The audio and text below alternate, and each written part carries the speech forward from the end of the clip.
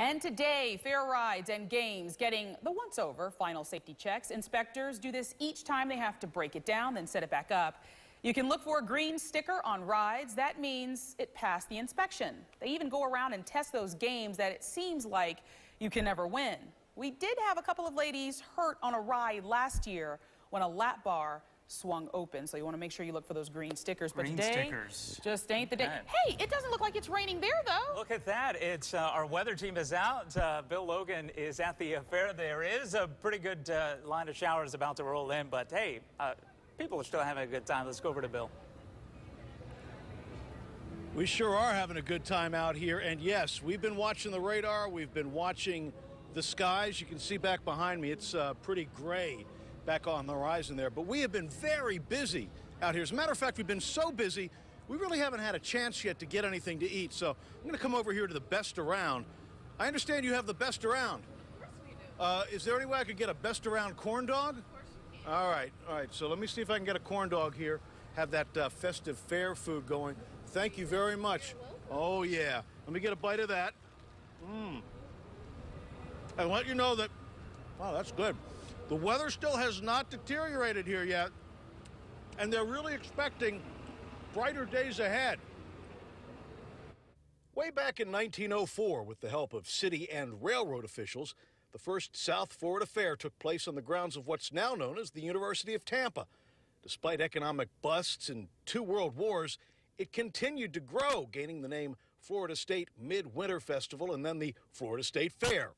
It was often held as a part of the Gasparilla festivities way back when, but that all changed by the mid-'70s when it was decided that a bigger venue was needed. In 1977, it moved to its current location, a 330-acre site near US 301 and I-4. Since then, it's continued to grow, and so too has the scrutiny of law enforcement. We have resources that are going to be seen and several that are not going to be seen, so that is something for those who are planning to come out and cause any disruptions, rough behavior, or break the law. You have no idea who's looking at you. A couple more additions to the fair this year that might catch your fancy include the White House experience from the President's Hall of Fame in Claremont. You can even get a selfie here in the Oval Office.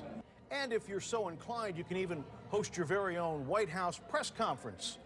I'm sorry, Ms. Harris, but we're going to have to wait for your question for just a bit. Thank you. Over here. Over there, by the maternity tent, where you can see calves born throughout the fortnight of the fair's run, is another amazing hands-on element, the butterfly encounter from Spring Hill. We travel throughout the United States. Taking a little bit of Florida out on the road, but now it's the Florida State Fair, so you're here. We're here. We're home now. This gives you a chance to interact with butterflies.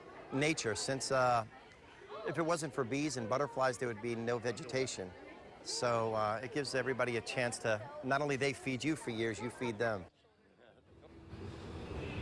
I tell you what, speaking of feeding, you can see no lines here on the midway, no lines to get on the rides, and no lines to get your food. Oh, I finished the corn dog. I think I got some other stuff to get to. Oh, and we're going to let you know how they're making sure the games out here on the midway are fair at the fair. Right now, back to you as the rain starts.